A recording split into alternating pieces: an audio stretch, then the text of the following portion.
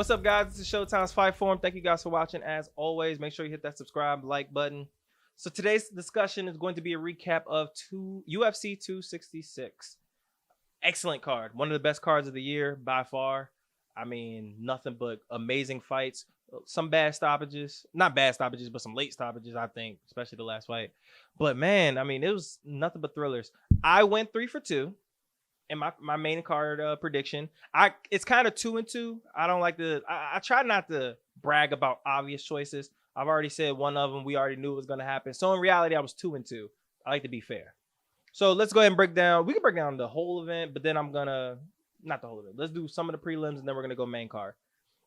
So we gotta talk about Marlon, man.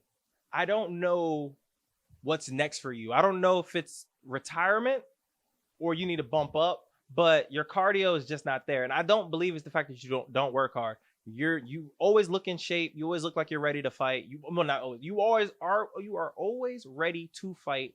It's just your cardio is just never there. You always gas yourself out. I don't know if it's the fact that it's the lean muscle. I don't know the fact that, you just put too much into your punches and you're not, necessarily resetting like you should. But it's a game plan thing. You're still a talented fighter. I think he's still a great fighter. But strategy-wise, you got to figure this out. Because if not, you're going to get cut if not already cut. So hopefully he gets that fixed. But big win for homie. Unfortunately, Marlon, you took that L.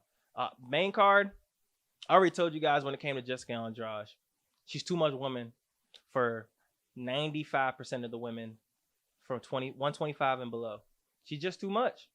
Cynthia Calvillo has landed a lot of good shots, but it doesn't matter. If you genuinely do not have a threat and power, and she doesn't respect your power, it is a matter of time before the human tornado is going to start laying combinations to your face. Okay? It's just too much. She doesn't have the greatest head movement. You can punch her, but she doesn't care. She know y'all don't punch hard. And sometimes she invites y'all in to be like, I want y'all to feel safe. Keep punching me in the face because I guarantee you can't take my punch, but I can take yours. That's been her game plan pretty much her whole career in the UFC, and she's won so many fights. Cynthia, I knew she didn't have the punching power to threaten her, so it was a matter of time. It was obvious. It's upsetting because now it's like, what is next for Jessica Andrade? Because I don't know. I really don't know. She's in that flex, that flux of she can't obviously challenge for a title at 125. She just got her ass beat very badly. Nobody would want to see that fight. 115, I mean, I guess you have a trilogy with Rose because that was competitive. And then she obviously beat her in the first fight. But if Rose loses and it's Wei Li, I don't really care to see that fight because we saw what happened with Jessica Andrade versus Wei Li. That was also a very bad loss. I don't know, man. But we seen Uriah Faber get like 10 title shots. So who knows? Jessica Andrade might just be the Uriah Faber and they might just keep throwing her in for title shots because there's nobody else that can beat her. I don't know. I really don't. Cynthia, she got to get back into the lab. I do think that she has a lot of talent. She just fought a dog. And unfortunately, it didn't go her way. But I think she's on the right track. It's just Jessica Andrade is a different beast. Just a fact. The next fight I want to talk about is Curtis Blades. I kind of regret it right after I said it and after the show when I said a finish. In my head, not in my head, but a couple days after when I was thinking about it, I was like, come on. Realistically, Curtis Blades is going to get a decision. He's going to get the takedown. He's not going to do that much damage. He's going to be a little gun shy. And he's going to get the decision. But I just wanted to be overzealous and say, oh, no, he's going to get the stoppage. He's going to look good, this, that, and the third. Did Curtis look good? I think he looked okay. I don't think good would be the answer. He looked a little scared at times. He definitely looked scared to shoot. And that's not a good thing. If your game plan is normally to get the shot and you take shots with your eyes closed or, you're very, lax with your shots because you're too terrified of getting caught again, I don't necessarily know if you're going to be the same again. So he has to get over this mental block because if not, he's going to get knocked out. If you're scared to get knocked out, you will get knocked out. So he's going to have to shore that up. But outside of that, his wrestling was cool.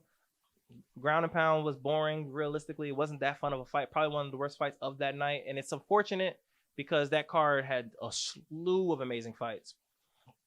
But yeah, Rosenstruck, Biggie Boy, I already said it before, man. I'm not the biggest fan. You have one chance of winning every single time, which is just that one punch, but it's not a Francis Ngannou one punch. and you're just not active enough. Your wrestling isn't really there. Granted, it looked okay. I'm not gonna say it was bad, but it wasn't good. So I mean, I don't know. I don't know what's next for Biggie Boy. You gotta get back into the lab once again, and you gotta like, in my opinion, it's just like more of game plan. Stop being timid. Go in there and be aggressive, man. You know you have that one punch knockout power. You knock people out with a jab, bro. Be aggressive. It's heavyweights. You just gotta land your shot. Francis Ngannou knows he can knock people out. What does he do? He goes out and do it. He's aggressive. You're not. I don't get it. Like, you know you have the power. Just do it. It's confusing. Okay, so moving on to the fight that everybody was so pressed about. I had no idea, and this is my fault because I should have looked this up. I don't know if this was a last minute change. I didn't know this Nick Diaz versus Robbie Lawler fight was a 5-round fight. I thought it was 3 rounds. Had no idea. I hit a Yo Romero. I apologize. When I filmed, it was a 70-pound match.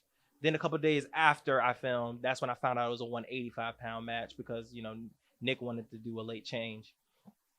If I'd have known that before I did that video, I guarantee I would have chose Robbie Lawler. I had no idea that he was going to come in out of shape. He was going to look the way he looked as far as like physically. I just always, I'm used to the Diaz brothers being always ready, always doing triathlons, always being in shape and all that good stuff. Had no idea Nick was going to be that way. So that kind of screwed my judgment, and I was wrong. I was completely wrong. Granted, Nick looked good in the first round, I thought. Not the first minute and a half. He looked very slow, sluggish, kind of like he didn't want to be out there. But he started to warm up. Once Robbie started landing shots, he was like, all right, we're in a fight. And you already know the Diaz brothers are going to fight. Throwing over 150 punches in the first round is ridiculous. That's a ridiculous pace. I don't care if it's a 3-round fight or 5-round fight. But once again, if I'd known this is a 5-round fight, no way in hell I would have picked Nick Diaz. Robbie looked surprisingly well. And people want to sit here and say, like, you know, it was because he fought Nick. That's not the reason why. I don't know what it was about Robbie that made him so aggressive in this fight. This is the most aggressive Robbie we've seen in maybe 4 years and maybe like 4 or 5 fights. He was aggressive. He was taking damage, giving damage. It was prime Robbie what we saw. And I was impressed. Now, does that mean he need to fight again? I mean, I personally don't think he really needs to fight again. I think that was probably the best win that he's gonna get in the foreseeable future, and I personally think he should probably retire on that. But he's a true fighter in reality, so he's gonna fight again. I would just say stop putting him up against guys that are gonna wrestle him. Have him fight strikers, and even still, he's still probably gonna lose, but it makes it more exciting and giving him a better chance of winning. You put him against guys that can wrestle, he's gonna lose the fight, and it's a waste of time. Nick Diaz, it's weird. Like, just don't fight. Like, do you need money? I'm confused by the Nick Diaz situation. You didn't look good, in my opinion, after the first round. You didn't look like you cared to be there. On the interviews, you didn't look like you cared to be there. So I'm kind of confused on why you're still fighting. Just retire, bro. Like, make your money, open up your own gym or doing triathlons, whatever it is you want to do. You've had a successful career. You're a legend. You have a big fan base. People love you. There's no need to keep taking your legacy by trying to, you know, do something that you genuinely don't want to do. So I'm just, like I said, I'm confused by it. Nick Diaz is a soldier, man. I'm a big fan of his fights. I mean, if you put up 150 punches in a round, I don't see how people cannot like you as a fighter. Simple and plain. So it was just disappointing to see him no moss in the 3rd round, even though I thought that was the right decision because he was about to get tuned up. He looked tired, and I've never seen Nick Diaz tired. So now, I guess moving on from that, and like I said, what's next for both of them? I think they should both probably retire. I mean, it was a fun fight, though. It was a fun fight. I will give them that. Now, the co-main event, Valentina Shevchenko fighting Lauren Murphy. I don't take no pleasure in saying I was right. It was obvious because we all knew this was going to happen. It doesn't take a rocket science to know Valentina is just way better than her in every shape and form. No matter you want to go ground, you want to go striking, cardio pace, it doesn't matter. Valentina is just better. She's too quick. She's too strong. She's just too good. It was a masterclass. She got beat very badly. What's next for Valentina? I have no idea. If it's not Amanda Nunes, it really doesn't matter. Like, Tatiana Suarez is on IR, basically. So unless Tatiana can get a win, then I would honestly be interested in another 125-pound fight. But until Tatiana can prove that she can stay healthy and she's still a dog at 125, I genuinely do not care to see Valentina fight anybody else at 125. It's Amanda Nunes or I don't care. That's just it. I'm sorry. Lauren, just keep getting some fights, man. Like, work your way back up. You're probably not gonna get a title shot anytime soon. That probably was the only one you're gonna get in your career. But I'm happy for you. Hopefully you can get some more good fights and get some bonuses and make that money. But at 125, you're never gonna get the belt as long as Valentina has it. It's just not gonna happen. Now let's go ahead and go to the main event. I was wrong. I was almost right. I was this close. This close. I have to pay all respects to Volkanovski. He is a dog.